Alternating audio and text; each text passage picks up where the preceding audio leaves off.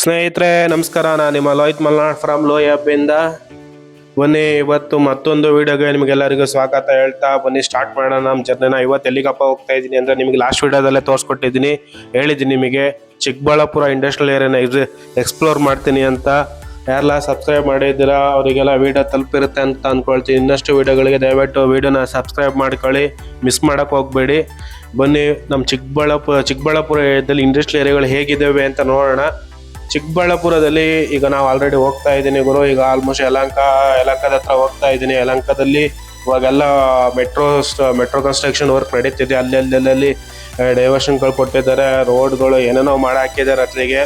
ಇಲ್ಲಿ ಈ ಕಡೆ ಸೈಡಲ್ಲಿ ನೀವು ನೋಡ್ತಾ ಇರ್ಬೋದು ರೈಲ್ವೆ ವರ್ಕ್ಶಾಪ್ ಇದೆ. ನನಗೂ ಅಷ್ಟು ಐಡಿಯಾ ಇಲ್ಲ, ರೈಲ್ವೆದೇನೋ ಇದೆ ಹಿಂಗೆ. ಬಟ್ ನೀವು ಇಲ್ಲಿ ಏನು ಮಜಾ ಅಂತ ಹೇಳಿದ್ರೆ ಚಿಕ್ಕಬಳ್ಳಾಪುರಕ್ಕೆ ಹೋಗೋದಕ್ಕೆ ನೀವು ಇದಕ್ಕೆ ಎಕ್ಸಾಂಪಲ್ ನಾವಿರೋದೀಗ ಹೆಬ್ಬಾಳಲ್ಲಿ ಅಂದ್ಕೊಳ್ಳಿ. ಹೆಬ್ಬಾಳಿಂದ ಪೀಣ್ಯಕ್ಕೆ ಹೋಗ್ಬೇಕಂದ್ರೂ ನಿಮಗೆ ಪೀಣ್ಯ ಇಂಡಸ್ಟ್ರಿ ಒಳಗಡೆ ಹೋಗ್ಬೇಕಂದ್ರೆ 3/4 ಗಂಟೆ ಬೇಕು. ಅದೇ ನೀವು ಚಿಕ್ಕಬಳ್ಳಾಪುರ ಇಲ್ಲಿಂದ 25 ಕಿಲೋಮೀಟ್ರ್ ಇದೆ. 25 ಕಿಲೋಮೀಟ್ರಿಗೆ ಹೋಗಕ್ಕೂ ಅರ್ಧ ಗಂಟೆ ಸಾಕು. ಯಾಕಂದ್ರೆ ಇಲ್ಲಿ ಯಲಹಂಕ ದಾಟಿದ್ಮೇಲೆ ನಮಗೆ ಯಾವುದೇ ಥರ ಟ್ರಾಫಿಕ್ ಇಲ್ಲ, ಏನಿಲ್ಲ, ಪೀಸಾಗಿ ಹೋಗ್ಬೋದು. ಪೀಸಾಗಿ ಹೋಗ್ಬೋದು ಅಂದ್ಕೊಳ್ಳಿ. ರೋಡ್ ಮಾತ್ರ ಚಿಂದಿಯಾಗೈತೆ. ಹಂಗೆ ಹೋಗ್ತಾ ಇದ್ದೀವಿ ಗುರು. ಪೆಟ್ರೋಲ್ ಖಾಲಿ ಆಗ್ಬಿಡತ್ತೆ ನಮ್ಮ ಗ್ರಾಚಾರಕ್ಕೆ. ಅದೇನೋ ಗ್ರಾಚಾರಕ್ಕೆ ಪೆಟ್ರೋಲೇ ಖಾಲಿ ಆಗ್ಬಿಡ್ತು. ಇನ್ನೇ ಮಾಡೋದಪ್ಪ ಅನ್ಕೊಂಡು ನಮ್ಮ ಪುಣ್ಯಕ್ಕೆ ಅಲ್ಲೇ ಸ್ವಲ್ಪ ದೂರದಲ್ಲೇ ಗುರು ಪೆಟ್ರೋಲ್ ಬಂಕ್ ಇತ್ತು, ಶೆಲ್ ಪೆಟ್ರೋಲ್ ಬಂಕು. ಇವತ್ತು ನಮ್ಮ ಪಾಲಿಗೆ ಆಪ್ತ ಬಾಂಧವ ಆಗ್ಬಿಟ್ಟ ಇವತ್ತು. ಹಂಗೆ ಹೋಗಿ ನಮ್ಮ ಫ್ರೆಂಡ್ ಹೋಗಿ ಪೆಟ್ರೋಲ್ ಹಾಕ್ಸ್ಕೊಂಡು ಬಂದ. ಒಳ್ಳೆ ಪರಿಸ್ಥಿತಿ ಬರಲಿಲ್ಲ, ಅದೊಂದು ಪುಣ್ಯ. ಅಲ್ಲಿಂದ ಅಲ್ಲಿ ಕರೆಕ್ಟಾಗಿ ಸಿಗ್ನಲ್ ಹತ್ರ ನಿಲ್ತೀವಿ, ಅಲ್ಲೇ ಪೆಟ್ರೋಲ್ ಬಂಕ್ ಇತ್ತು, ಅದೊಂದು ಪುಣ್ಯ ನಮ್ಮದು. ಇಲ್ಲಾಂದರೆ ತೊಳಬೇಕಾಯ್ತು. ಬಟ್ ಸ್ಕೂಟಿ ತಳ್ಳೋದು ಓಕೆ, ಸ್ವಲ್ಪನಾದರೂ ಓಕೆ. ಬಟ್ ಬೈಕ್ಗಳಿಗೆ ಕಂಪೇರ್ ಮಾಡಿದರೆ ಇದಾಯಿತು. ಪೆಟ್ರೋಲ್ ಏನೋ ಗಾಡಿ ಹೊಟ್ಟೆ ತುಂಬಿಸಿದ್ವಿ ಫುಲ್ಲು. ಗಾಡಿನ ಖುಷಿಯಾಗೋಯ್ತು. ನಾವು ನಮ್ಮ ಪಯಣನ ಹಂಗೆ ಮುಂದುವರಿಸಿದ್ವಿ. ಹಂಗೆ ನೋಡ್ತಾ ಇಲ್ಲಿ ಮುಂದೆ ಹೋಗ್ತಾ ಇದ್ರೆ ನಮಗೆ ನಮ್ಮ ರೈಟ್ ಸೈಡ್ ಲೆಫ್ಟ್ ಸೈಡ್ ಎಲ್ಲ ನೋಡ್ಬೋದು. ಮುಂದೆ ಹೋಗ್ತಾ ನಾನು ಲೆಫ್ಟ್ ರೈಟ್ ನೋಡ್ಬೋದು ನೀವು. ಎಲ್ಲ ಗ್ರಾನೈಟ್ ಶಾಪ್ಸ್ಗಳು ಇವೆ, ತುಂಬ ಅಂಗಡಿಗಳು ತುಂಬ ಇದಾವೆ ಇಲ್ಲಿ ಇವರಿಗೆ ಮೇನಾಗಿ ಇಲ್ಲಿ ಕಡೆ ಚಿಕ್ಕಬಳ್ಳಾಪುರ, ದೊಡ್ಡಬಳ್ಳಾಪುರ, ಕೋಲಾರ ಸೈಡೆಲ್ಲ ಗಣಿಗಳೆಲ್ಲ ಇರೋದ್ರಿಂದ ಇಲ್ಲಿ ಸ್ಟೋನ್ಸ್ಗಳೆಲ್ಲ ಸ್ವಲ್ಪ ಕಡಿಮೆ ಇದರಲ್ಲಿ ಅವೈಲೇಬಿಲಿಟಿ ಜಾಸ್ತಿ ಸಿಗೋದ್ರಿಂದ ಗ್ರಾನೈಟ್ಗಳು ಒಳ್ಳೆ ಕ್ವಾಲಿಟಿದು ಸಿಗ್ಬೋದು. ನನ್ನ ಪ್ರಕಾರ ನನಗೂ ಅಷ್ಟು ಐಡಿಯಾ ಇಲ್ಲ.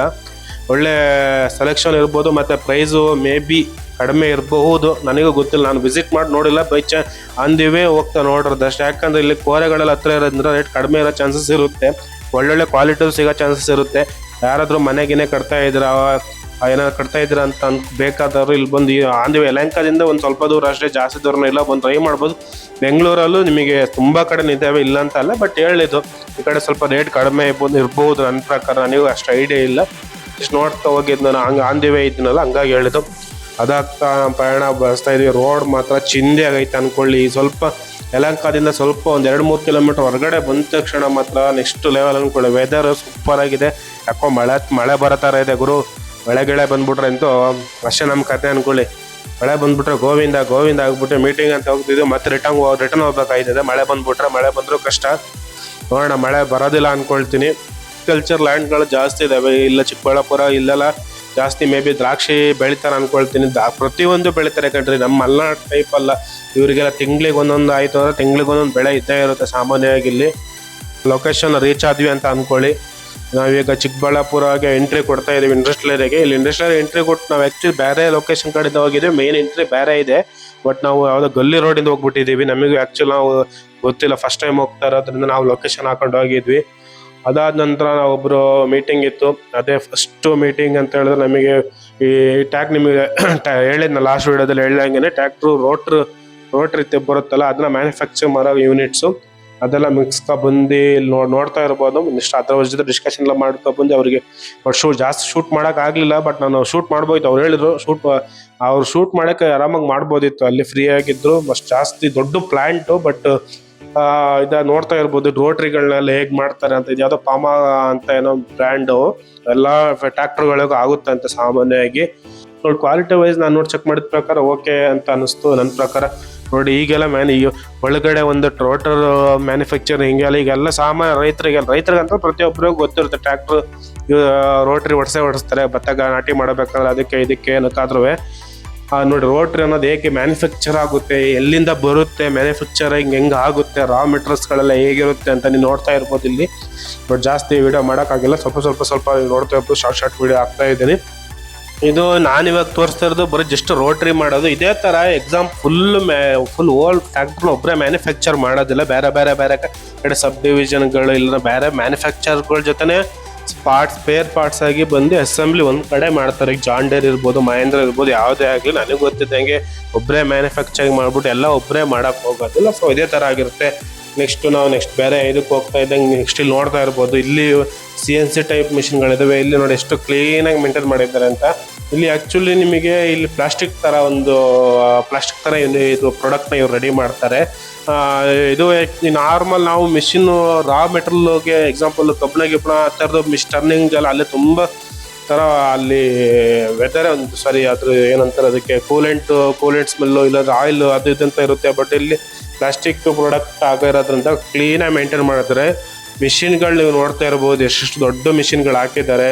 ಎಷ್ಟೋ ಜನ ಮಿಷಿನ್ಗಳು ನೋಡಿರೋದಿಲ್ಲ, ಎಷ್ಟೋ ಜನ ನೋಡಿಲ್ದವ್ರು ಅವ್ರಿಗೋಸ್ಕರ ವಿಡಿಯೋ ಮಾಡ್ತಾ ಇರೋದು ನಾನು. ಯಾರ್ಯಾರು ಇಂಡಸ್ಟ್ರಿಗಳಲ್ಲಿ ನನ್ನ ಉದ್ದೇಶ ಮೇನಾಗಿ ಯಾರ್ಯಾರು ಇಂಡಸ್ಟ್ರಿಗಳನ್ನ ನೋಡಿರೋದಿಲ್ಲ ಅಂಥವ್ರಿಗೋಸ್ಕರ ಮೇನ್ ಪರ್ಪಸ್ ಎಕ್ಸ್ಪ್ಲೋರ್ ಮಾಡಬೇಕು ಅಂತ ವಿಡಿಯೋ ಮಾಡ್ತಾ ಇರೋದು. ನೀವು ನೋಡ್ತಾ ಇರ್ಬೋದು ಯಾವ್ಯಾವ ಥರ ಮಿಷಿನ್ಸ್ಗಳೆಲ್ಲ ಇದ್ದಾವೆ.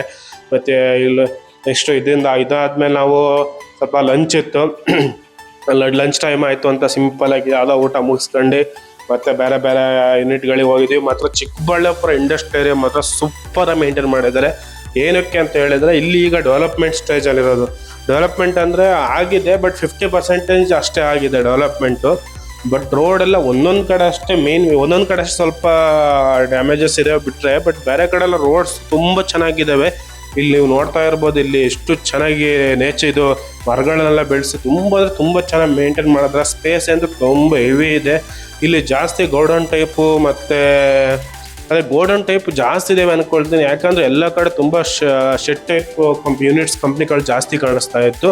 ಆ ಥರ ಇರ್ಬೋದು ಅಂತ ನನ್ನ ಅಭಿಪ್ರಾಯ. ಬಟ್ ತುಂಬ ಒಳ್ಳೊಳ್ಳೆ ಕಂಪ್ನಿಗಳು ಇದ್ದಾವೆ ಇಲ್ಲೂ ಒಂದು ಸ್ವಲ್ಪ ಟೈಮ್ ಒಂದು 10 ವರ್ಷ ಬಿಟ್ರೆ ಇಲ್ಲೂ ತುಂಬ ಡೆವಲಪ್ಮೆಂಟ್ ಆಗುತ್ತೆ. ಇಲ್ಲೂ ತುಂಬ ಬ್ಯುಸಿ ಏರಿಯಾ ಆಗ್ಬೋದು ನನ್ನ ಪ್ರಕಾರ. ಇಂಡಿಯಾದಲ್ಲೆಲ್ಲ ಹೇಗಾಗಿದೆ. ಬಟ್ ಇಲ್ಲಿ ನಾನು ಅಬ್ಸರ್ವ್ ಮಾಡಿದ ಪ್ರಕಾರ, ಅಂದರೆ ನಾವು ಸುತ್ತಾಡಿದ ಪ್ರಕಾರ ಸ್ಮಾಲ್ ಇಂಡಸ್ಟ್ರಿಯಲ್ ಸ್ಕೇಲ್ ಟೈಪ್ ಯಾವುದು ನಮಗೆ ಕಾಣಿಸ್ತಿಲ್ಲ. ಎಲ್ಲ ಬಿಗ್ ಇಂಡಸ್ಟ್ರಿಗಳೇ ಇದ್ದಾವೆ.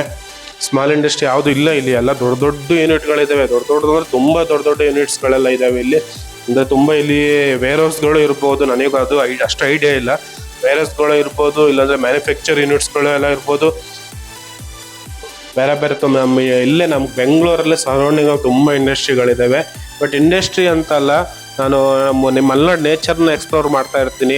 ನೇಚರ್ ನೋಡ್ಬೋದು. ಆ ನೇಚರ್ ನೋಡ್ತಾ ಇದ್ರೆ ನೆಮ್ಮದಿ ಆಯ್ತದೆ ಕಣ್ರಿ. ಏನು ಕ್ಯಾಮ್ರಾಗೆ ಎಡಿಟಿಂಗ್ ಏನು ಮಾಡೋದು ಬೇಡ. ಹಂಗೆ ಒಂದು ಬರೀ ಕ್ಯಾಮ್ರಾ ಇಟ್ಟರೆ ಸಾಕು. ನಾವು ಮಕ್ಕಳಿಗೆ ಮಾತ್ರ ಒಂದು ಎಡಿಟಿಂಗ್ ಮಾಡ್ಕೋಬೇಕು ಅಂತ ಬಿಟ್ಟರೆ ನೇಚರ್ಗೆ ಯಾವುದೇ ಥರ ಎಡಿಟಿಂಗ್ ಇಲ್ಲ. ಅಷ್ಟು ಚೆನ್ನಾಗಿರುತ್ತೆ. ಕ್ಯಾಮ್ರಾ ಇಟ್ಟರೆ ಸಾಕು, ಅಷ್ಟು ಚೆನ್ನಾಗಿ ಕಾಣುತ್ತೆ.